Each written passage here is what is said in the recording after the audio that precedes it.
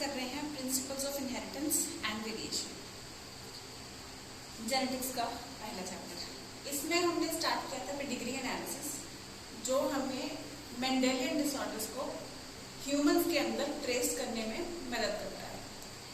Mendelian disorders हमने बताया था कि उन डिसऑर्डर्स को हम बोलते हैं जिनको हम मेंडल्स लॉज ऑफ प्रिंसिपल्स के हिसाब से जो सेग्रीगेट होते हैं, जो आगे प्रोजेनिटिव मेंडल्स लॉज ऑफ इनहेरिटेंस, जो 3 लॉज हमने डिस्कस किए थे मेंडल के लॉज, जिनको हम प्रिंसिपल्स ऑफ इनहेरिटेंस भी कहते हैं, जो उनके अकॉर्डिंग आगे पास होते हैं, उनको हम मेंडेलियन डिसऑर्डर्स कहते हैं। उनको हम पेडिग्री चार्ट्स की मदद से ट्रेस कर सकते हैं फैमिली में, क्योंकि ह्यूमंस के केस में हम लोग देख रहे हैं, तो हमने बताया था कि ये हम कोई एक्सपेरिमेंट्स कंडक्ट इसमें नहीं कर सकते हैं, because ELSI ethical legal social issues इसके आगे आ जाते हैं। तो पेडिग्री एनालिसिस का हमें यूज करना होता है। मेंडेलियन डिसऑर्डर्स को हम ब्रॉडली डोमिनेंट और रिसेसिव की कैटेगरी में भी डिवाइड कर सकते हैं, सेक्स लिंक्ड और ऑटोसोमल लिंक्ड की कैटेगरी में भी डिवाइड कर सकते हैं। मेंडेलियन डिसऑर्डर्स को की ये 2 क्लासिफिकेशंस हैं, ऑटोसोमल लिंक्ड या सेक्स लिंक्ड एंड डोमिनेंट और रिसेसिव। ये दोनों क्लासिफिकेशंस मिला करके हम एक सुपर क्लासिफिकेशन भी बना सकते हैं। उस क्लासिफिकेशन के अकॉर्डिंगली हम मेंडेलियन डिसऑर्डर्स को 4 कैटेगरीज में बांट सकते हैं। वो 4 कैटेगरीज हैं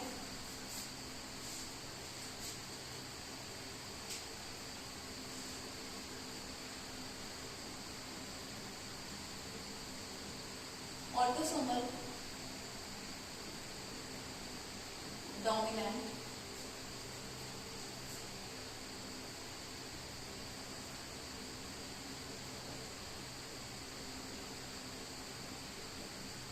autosomal recessive,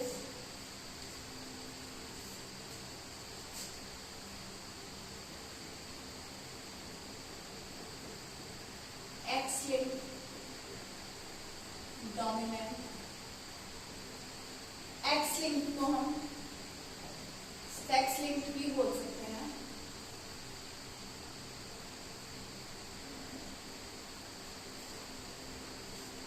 then x linked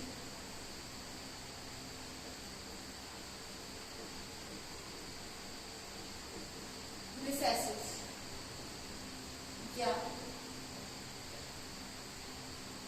sex linked recessive की कैटेगरी। अब एक्स लिंक्ड को हम सेक्स लिंक्ड डिजीजेस को हम एक्स लिंक्ड भी कह रहे हैं, बट सेक्स क्रोमोसोम सिर्फ एक्स तो नहीं होता है, वाई भी तो होता है। तो जो जीन्स वाई लिंक्ड होंगे, क्योंकि एंड्रोजीन है, मेल वाला जीन है, तो इनको हम हॉलैंड्रिक जीन्स भी कह सकते हैं।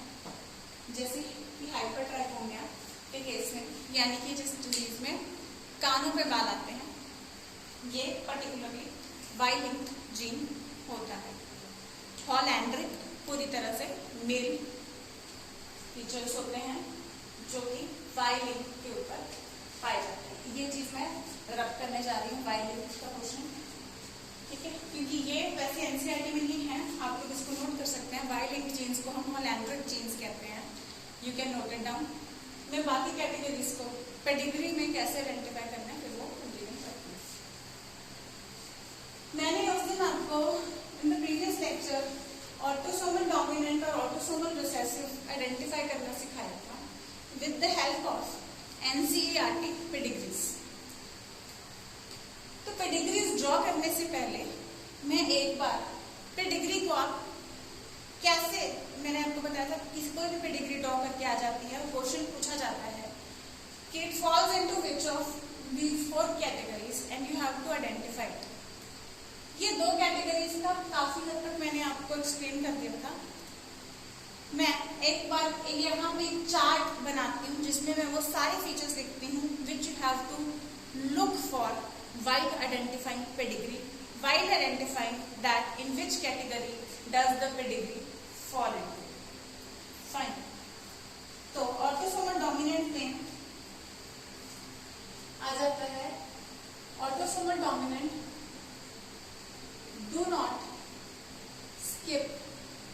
generations. Do not skip generations. इसमें हमने जो चार्ट बनाया था उसमें हमने देखा था कि जनरेशन स्किप नहीं होती हैं, बट अफेक्टेड पेरेंट्स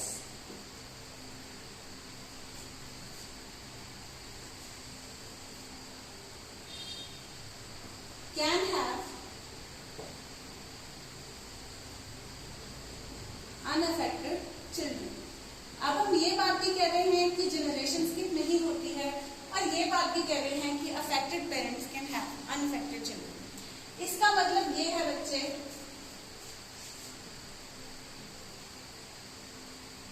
कि अगर पेरेंट्स में से कोई भी अफेक्टेड है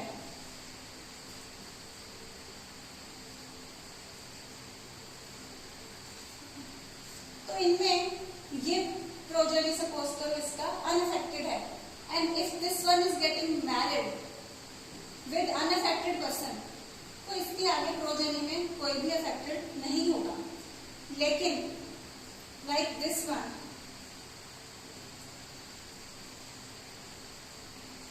यहां पे हम देख रहे हैं कि एक जनरेशन स्किप होने के बाद आगे डिजीज जा रहा है. ये चीज अगर आगे की जनरेशन में डिजीज जाना है तो यहाँ पे जनरेशन स्किप नहीं हो सकती. अगर यहाँ पे स्किप हो रही है तो ये डिजीज आगे नहीं जाएगा. तो अगर ये डिजीज है इसका प्रोजेनी तो यहाँ पे इसके प्रोजेनी ये भी डिजीज ही होगा in case of autosomal dominant, because we know कि ये केस, और अगर हमें स्पेसिफिकली पता है कि ये ऑटोसोमल डोमिनेंट है, ये पूरा पेडिग्री ऑटोसोमल डोमिनेंट है, तो यहाँ पे अगर आपको ये ड्रॉ करके आ जाए पूरा box and you have to identify कि कोई इनमें से ऐसा है that has to be shaded the disease. ये पेडिग्री मैंने आपको दे दिया and I have told you that the pedigree is of autosomal dominant disease.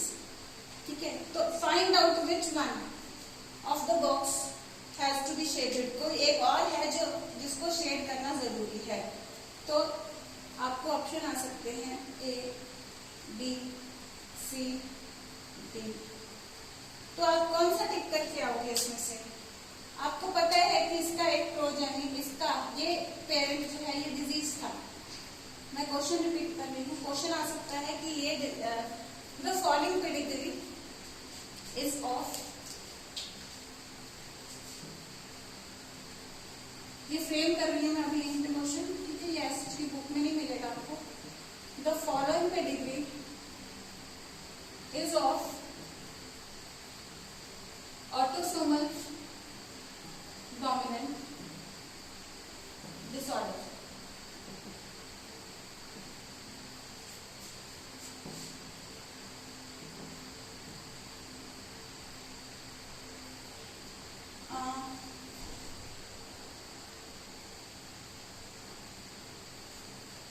Which one more specimen has to be shaded?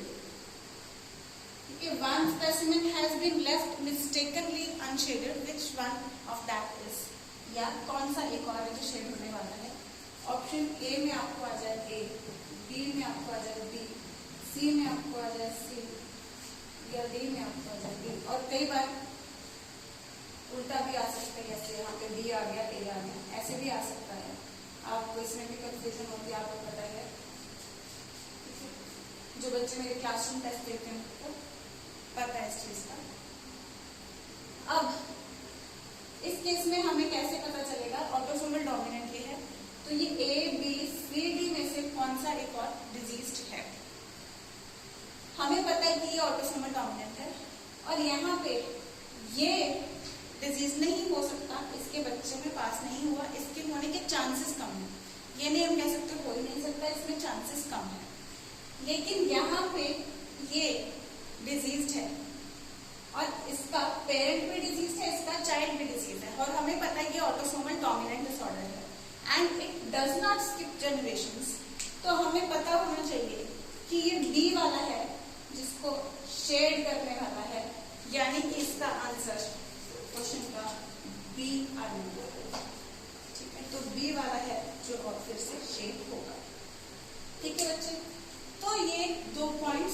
ध्यान में रख के आप ऑटोसोमल डोमिनेंट के रिलेटेड क्वेश्चंस अटेम्प्ट कर सकते हैं। मैंने ऑटोसोमल डोमिनेंट की एक पेडिग्री भी आपको करवाई थी। मैं इन डिटेल्स पेडिग्री सारे पॉइंट्स डिस्कस करने के बाद डिस्कस करूंगी।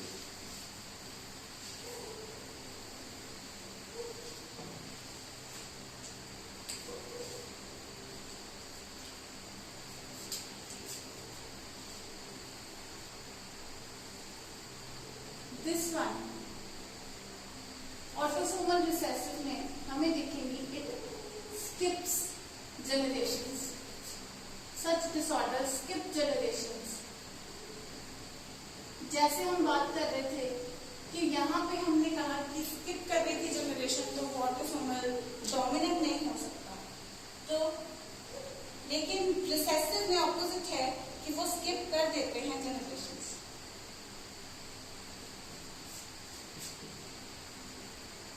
अब यहाँ पे था affected parents can have unaffected children, लेकिन यहाँ पे हम कहेंगे unaffected parents can have affected children. Unaffected parents can have affected children. तो ये जनरेशन कैसे स्किप करेगा? फॉर एग्जाम्पल ये हम क्या है, ऑटोसोमल रिसेसिव है। इसमें यानी कि डोमिनेंट वाला नॉर्मल मान लेते हैं, डोमिनेंट ए, और स्मॉल ए को हम रिसेसिव यानी कि डिजीज गिविंग, क्योंकि रिसेसिव है डिजीज गिविंग मान लेते हैं। ठीक है,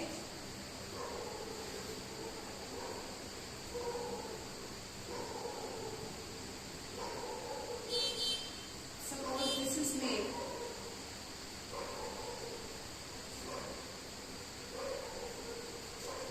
and this is female. इनका एक प्रोजेनी हमें पता है, कैसे कैसे लिंकेज इनकी आ सकती है। ये आ सकते हैं इनके बच्चों में, ये आ सकते हैं और ये भी आ सकते हैं। ठीक है, तो ये चारों कॉम्बिनेशन बन सकते हैं। इसमें से अगर हम ये वाला कॉम्बिनेशन ले लेंगे, चलो आप चाहो तो आप सारे कॉम्बिनेशन भी लेके बना सकते हैं।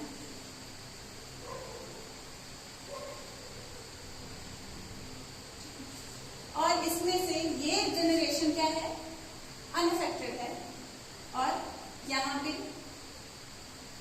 ये अफेक्टेड आता है। ठीक है, अब ये affected will marry a person if suppose that person is dominant. तो इसके प्रोजेनी हमें पता है सारे कैसे होंगे। इन दोनों की जब मैरिज होगी तो सारे प्रोजेनी, इसमें सारे कैपिटल है, इसमें सारे स्मॉल है, तो सारे के सारे प्रोजेनी इस तरीके से होंगे। तो क्या डिजीज एग्जिबिट हो पाएगा? यहाँ पे this one was diseased because it was recessive, homozygous recessive, so this one was diseased. क्योंकि ये होमोजाइगस रिसेसिव था। अब इनके सभी प्रोजेनी, बेशक वो मेल होते हैं या फीमेल होते हैं, वो इस तरीके से ही होंगे। तो यहाँ पे क्या हुआ, unaffected parents can have affected children. ठीक है, क्योंकि ये दोनों हेटेरोजाइगस थे, can have affected children, and vice versa, affected children can have unaffected parents. ठीक है, और मेन चीज क्या है, स्किप जनरेशंस। तो यहाँ पे हम क्या देख रहे हैं, इस जनरेशन में नहीं था, इसमें है। फिर यहाँ पे अगर इसकी मैरिज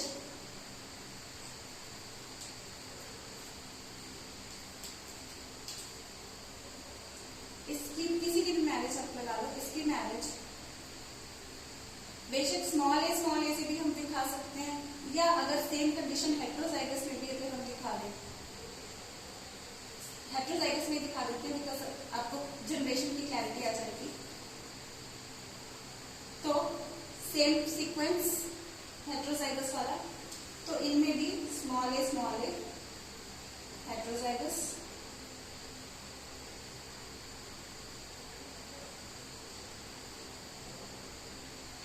ये कंडीशन आ सकती हैं। और यहाँ पे भी एक प्रोजेनी आएगा जो कि होमोजाइगस फॉर स्मॉल ए है, यानी कि डिजीज। तो ये क्वेश्चन बन गया एक तरीके से, इट कैन स्किप जनरेशन। इसमें नहीं है डिजीज, इसमें है, इसमें नहीं है और इसमें है। The disease is skipping generations unlike the former one. Autosomal dominant में it could not skip generations, but here it is skipping generations. ठीक है बच्चों?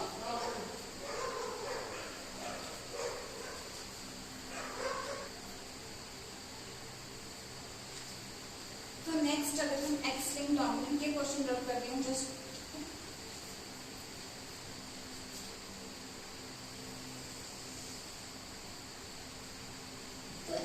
डोमिनेंट में आ जाएगा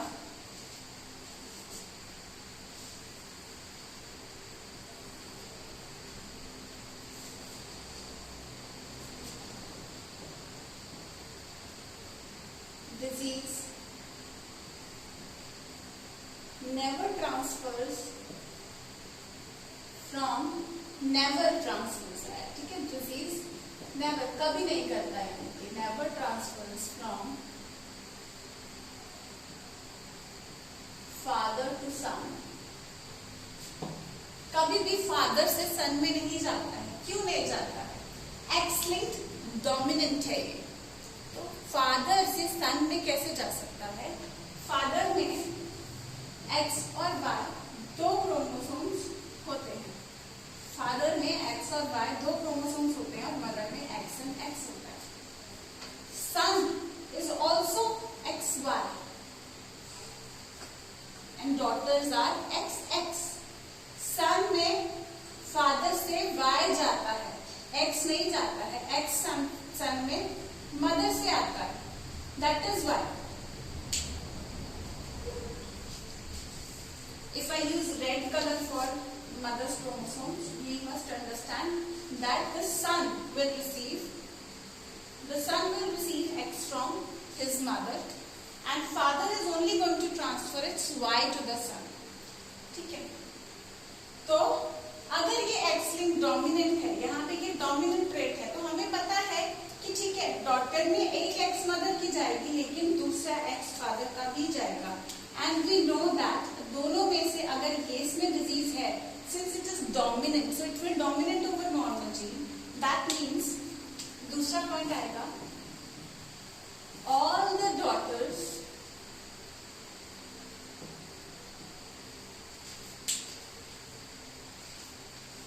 I will just drop this. You can take a screenshot or note it down if you want.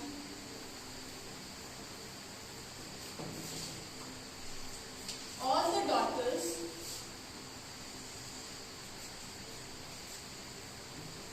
of the affected father, जो father affected होगा उसकी all the daughters will be affected. All the daughters of the affected father will be affected. ध्यान देंगे बच्चे, फिर से cross की मदद से एक्सप्लेन करूंगी। एक्स लिंक्ड है, ठीक है, यानी कि ये डिजीज्ड एक्स है। फादर बॉक्स से हम रिप्रेजेंट कर रहे हैं, सारे नॉर्मल जीन्स हम लोग ब्लैक से रिप्रेजेंट कर रहे हैं, बेशक वो फादर में वाई है, ठीक है। X linked dominant and it is dominant, यानी कि दोनों एक्स एक्स अगर एक साथ भी आ जाए तो ये डिजीज वाला एक्स जो है ये लीड करेगा और डिजीज एक्सप्रेस करेगा। अब whenever this couple gets married, इनके जितने भी प्रोजेनी होंगे, इसमें जितनी भी डॉटर्स होंगी, all of them will be affected by. देखो एक मदर से एक एक्स तो सब में जाएगा ही जाएगा, और मदर के दोनों एक्स नॉर्मल है। फादर से सन्स में वाई ही जाता है, so sons are unaffected. तो ये point disease never transfers from father to son. Here the father is diseased because because it has X. Father is deceased. ठीक है?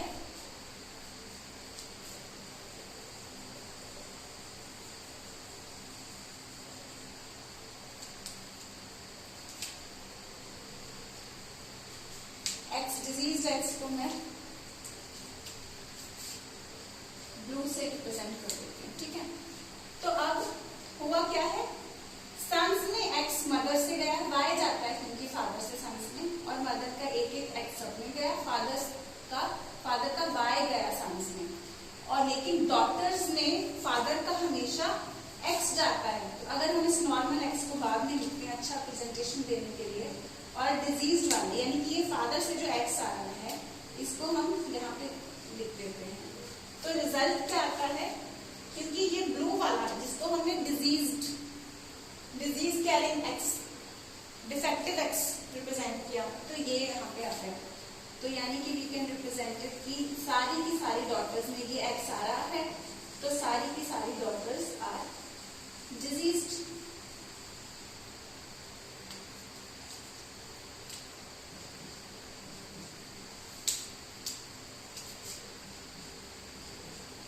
सो दोनों पॉइंट्स क्लैरिफाई होते हैं.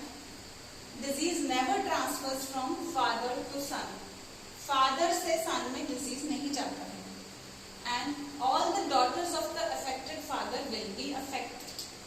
अब इस केस में इसके सन्स, ग्रैंडसन्स, इस साइड बेटे की साइड पे, सन्स की साइड पे डिजीज नहीं जा रहा है, लेकिन दीज गर्ल्स जितनी भी डॉटर्स होंगी 100% chance of the daughter to be diseased, 0% chance of the son to be diseased. Percentage करके जो क्वेश्चंस आते हैं ना, इनका भी आगे प्रेडिक्ट बन सकता है. If this daughter Mary's a normal person,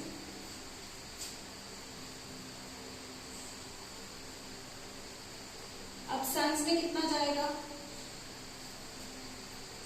sons में सन में क्या है, Y तो फादर से ही जाता है. सन्स में X एक मदर से जाता है, वो X कोई भी जा सकता है, नॉर्मल वाला X भी जा सकता है और ये वाला भी अफेक्टेड वाला भी जा सकता है.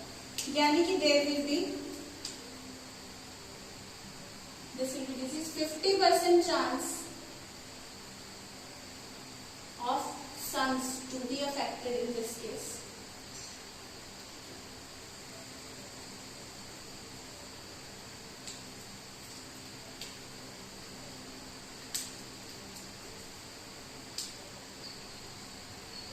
एंड डॉटर्स के केस में अगर हम देखें तो क्या होगा, डॉटर्स के केस में एक एक X तो फादर से जाएगा ही जाएगा, फादर से ही जाएगा, Y का कोई रोल नहीं रहेगा. और मदर से फिर से नॉर्मल X भी जा सकता है एंड डिजीज X भी जा सकता है. तो डिजीज X जाएगा तो भी ये क्या है, डोमिनेंट है. तो 50% chance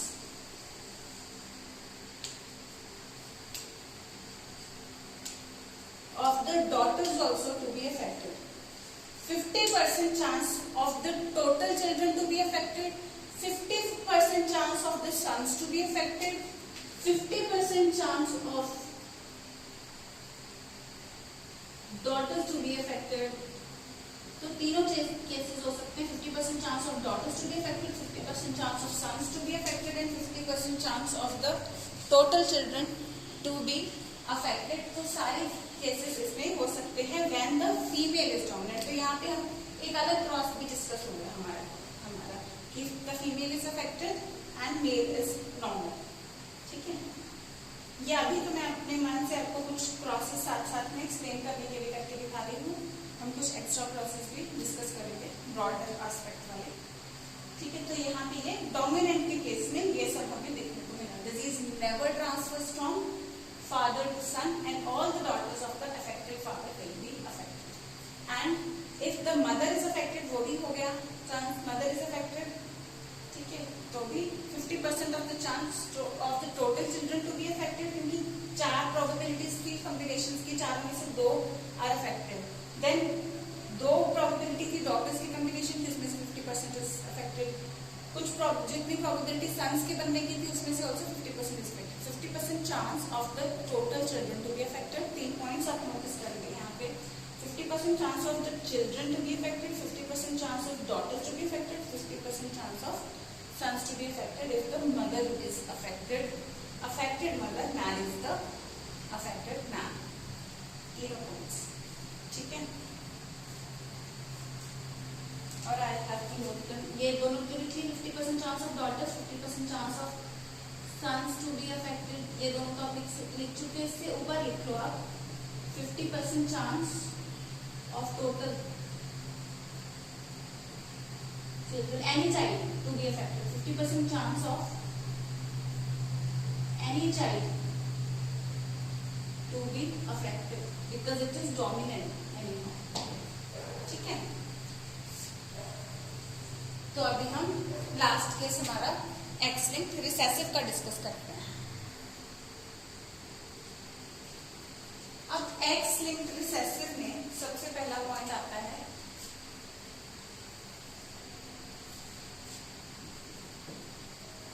there is more probability, यानी कि चांसेस. प्रोबेबिलिटी समझने में आता है तो चांसेस लिख लेना. There are more chances.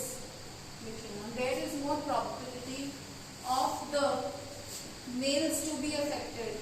Because normally in this case we see more males as diseased persons as compared to females. More probability of males to be affected than females. So इस case में अगर हम number of patients की बात करें, total number of patients on earth पूरा ही बात करें, तो भी males are more than females. इसका रीजन क्या है?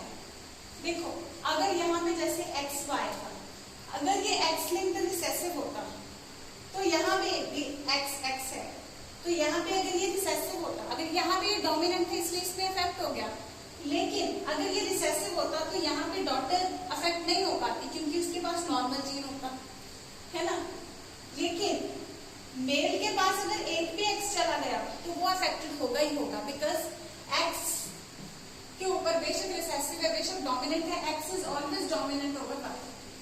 ठीक है. इस क्रॉस से भी कंफ्यूज हो रहे तो मैं दोबारा से यहाँ पे बताऊंगी आपको. जैसे अभी इतना सुन लो, एक्स लिंक्ड रिसेसिव के लिए male patients are more as compare to females. And ये वाला पॉइंट यहाँ पे भी आ जाता है, disease never transfer from father to son because it is X linked.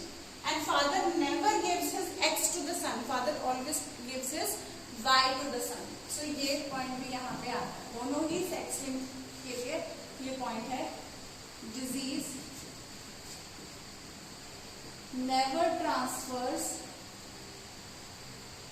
from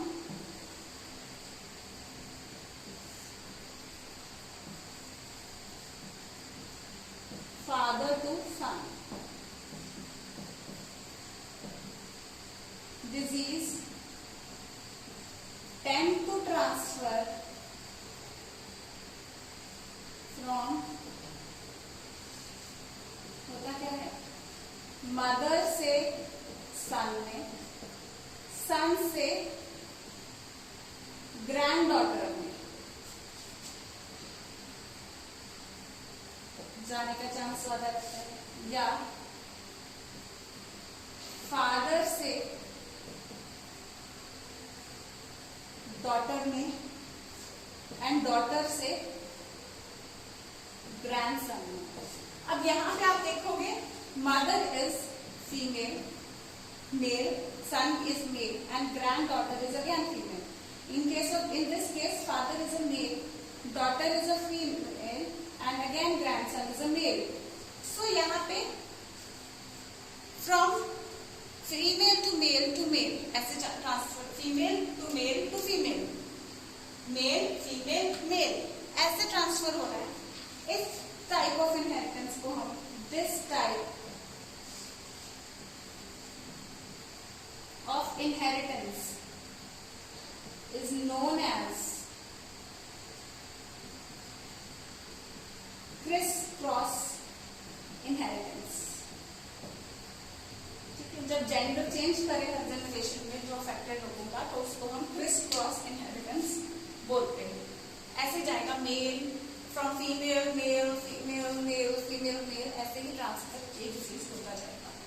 इसमें अगर सिमिलर क्लॉज में हम लोग एक्स लिंक्ड रिसेसिव का केस डिस्कस करते हैं तो एक्स एक्स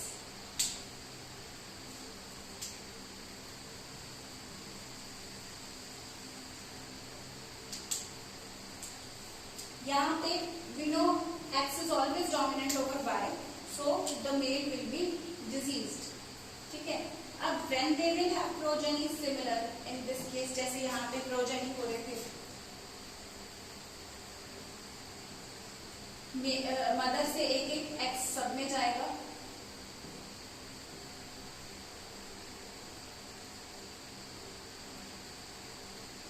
सन्स में भी, सन्स में फादर से Y आ जाएगा, sons will be normal in both the cases, क्योंकि फादर से सन में ये दोनों ही डिजीज ट्रांसफर नहीं होते हैं। इन केस ऑफ डॉटर क्या होगा, एक्स जाएगा ही जाएगा डॉटर में, दोनों केसेस में। लेकिन यहाँ पे ट्विस्ट क्या आता है, this disease is what, this disease is recessive. This disease is recessive, so it will not be shown here. So father से daughter के through transfer होगा grandson को, that is what we meant, ठीक है। इसको मैं थोड़ा दूर लिख देती हूँ, sons का पार्ट, sons दोनों नॉर्मल है तो उसको हम कंसिडर ही नहीं कर रहे हैं, ठीक है, XY। तो यहाँ पे this daughter mates with a normal man, and when she generates children, whenever she will have daughters, तो डॉटर में तो हमेशा फादर का एक एक्स आएगा ही आएगा, तो इसमें से कोई भी एक्स आए तो ये दोनों क्या है, कैरियर्स है। यहाँ पे जो डिजीज आगे कैरी कर सकती है, तो ये कैरियर जनरेट कर सकती है या नॉर्मल फीमेल भी जनरेट कर सकती है, जो भी एक्स इसमें डॉटर में ये देखें। लेकिन सन्स के केस में क्या होगा, सन्स के केस में फादर से तो वाई ही आएगा और एक्स कोई भी आ सकता है, इसका मदर का नॉर्मल भी आ सकता है एंड अफेक्टेड भी आ सकता है। सो इसमें टोटल चांसेस कितने हुए, एक अफेक्टेड मैन के through the carrier daughter, a carrier woman marrying a normal man का केस भी यहाँ पे बन रहा है, carrier woman a normal man, दो केसेस बन रहे हैं। A diseased man marrying a normal woman, a diseased man marrying a normal woman produces all the children as normal, but both the daughters are carrier. 100% chance of the daughters to be carrier and 0% chance of any sons to be affected. ना affect होगा ना carry होगा, daughters दोनों carry कर सकते हैं disease को आगे। और वो ही डॉटर यानी कि आगे फिर अलग केस भी बन सकता है, सिमिलर भी इसी केस में कंटिन्यू कर सकते हैं। Carrier female marrying a normal man has the chance 25% carrier, ये कैरियर है, ये नॉर्मल है, ये नॉर्मल है और ये डिजीज होगा क्योंकि ये मेल है, ठीक है, तो ये डिजीज होगा क्योंकि मेल्स में X is dominant over Y. So हम कह सकते हैं 50% normal children, 50% normal children, 25% carrier and 25% disease children when a carrier female marriage a normal man, ठीक है। केसेस बहुत सारे बन सकते हैं, इसमें केसेस बहुत सारे बन सकते हैं, ठीक है, केसेस, लेकिन यहाँ पे हम पर्टिकुलर एक ही डिस्कस करेंगे अभी। तो यहाँ पे और क्या इन्फ्लुएंस कर सकते हैं, एक इन्फ्लुएंस ये हो गया कि 50% चिल्ड्रन इसके नॉर्मल हो गए, 25% चिल्ड्रन इसके कैरियर हो गए और 25% इसके डिजीज हो गए। लेकिन अगर रेशियो मेल्स और फीमेल चिल्ड्रन की 50% chance of the male to be diseased and 50% to be normal. Females में अगर देखें 50% डॉटर्स नॉर्मल, 50% डॉटर्स कैरियर, ठीक है। अगर father was diseased 100% daughters carrier and 100% sons normal, ठीक है। केसेस और भी डिस्कस हो सकते हैं इसमें, जैसे कि ये नॉर्मल कैरियर या diseased father marrying a carrier female,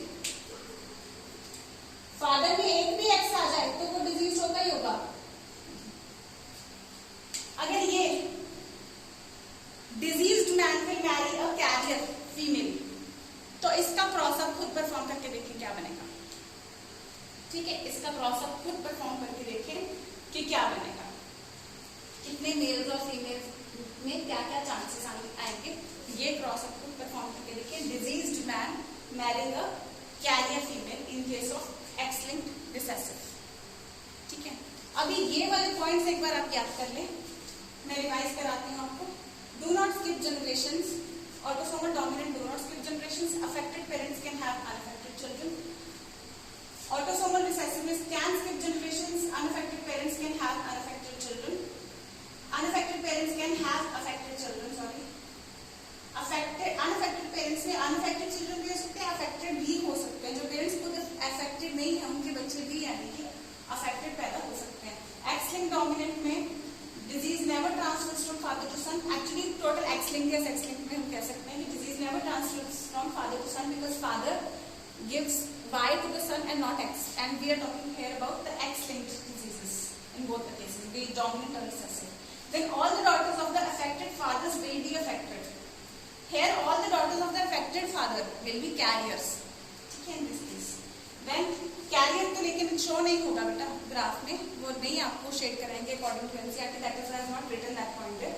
But all the daughters of the affected, in case of X-linked dominant, I will repeat, disease never transfers from father to son. All the daughters of the affected father will be affected. X-linked recessive or sex-linked recessive, there is more probability of males. Normally, there are more male patients than female overall for these diseases. Disease never transfers from father to son again because father is giving Y to the son and not X. Disease tend to transfer from mother to son to granddaughter and from father to daughter to son.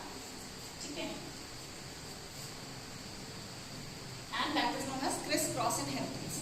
Disease, ये रास्ता बता रहे हैं हम। इस case में हमने देखा फादर से डॉटर, लेकिन डॉटर डिजीज नहीं हुई। Daughter can be disease if mother is carrier, जैसे कि इस क्रॉस में आप लोग देखोगे। ठीक है, इस क्रॉस में आप लोग देखोगे कि डॉटर्स कैन बी डिजीज। तो इस क्रॉस में if the diseased man will marry a carrier female, so then he can spread the disease to the daughter. Otherwise यहाँ पे डिजीज डॉटर में डिजीज का जीन चला गया है जो आगे उस डॉटर के सन को मिल सकता है। ठीक है, तो रास्ता ये होता है ट्रांसफर का, कहने का मतलब। ठीक है, from mother to son to granddaughter, from father to daughter to grandson. तो ये पैटर्न जो हमें पेडिग्री में देखने को मिलता है, ये क्रिस क्रॉस इनहेरिटेंस इसको हम बोलते हैं, ये हमें सेक्स लिंक में देखने को मिलता है। ऑटोसोमल में सेक्स लिंक वाला ये क्वेश्चन हमें देखने को नहीं मिले कभी भी नहीं। क्रिस क्रॉस जहाँ पे दिखता है वहां पे पहला आंसर हमारा आ जाता है कि इट इज एक्स लिंक्ड। ठीक है, तो भी हम लोग थोड़ा वर्कआउट कर लेते हैं इन दो ऑप्शंस पे। ऑटोसोमल तो बिल्कुल ही दिमाग से निकाल देते हैं जब ज्यादातर क्रिस क्रॉस हमें बिल्कुल ऐसे प्रोमिनेंट दिखाई दे रहा हो किसी भी पेडिग्री चार्ट में। एक बार ये सारे पॉइंट्स जो मैंने यहाँ पे नोट किए हैं इनको नोट करके रख लो। इन्हीं पॉइंट की मदद से आप कोई भी पेडिग्री 2 सेकंड में क्रॉस आप इसको सॉल्व कर सकते हो। आपको बहुत आसान होने वाला है। जिन क्वेश्चन में ज्यादातर बच्चे अटक जाते हैं, मेरे स्टूडेंट्स उनको बहुत ही आसान से क्रैक कर लेंगे। ठीक है, तो एक पेडिग्री तो पक्का ही पक्का एग्जाम में आता ही आता है। ये पॉइंट्स आपको याद हो गए तो आपके 4 नंबर पक्के हो गए हैं। ठीक है, ये पॉइंट्स बहुत ही ज्यादा इंपॉर्टेंट है, इनको आप अच्छे से नोट कर लें। मैंने विद इलाबोरेशन आपको ये पॉइंट्स एक्सप्लेन किए हैं। ठीक है, जैसे मैंने नोट किया है वैसे ही आप एक बार नोट कर लें। देन हम नेक्स्ट लेक्चर में ये कुछ और चार्ट सॉल्व करेंगे और कंसेप्ट सॉल्व करेंगे। All the best. इनको अच्छे से याद करें, एक एक पॉइंट आपको क्लियर होना चाहिए before listening to the next lecture. Then only you will gain up things very, very nicely. So all the best to my future doctors.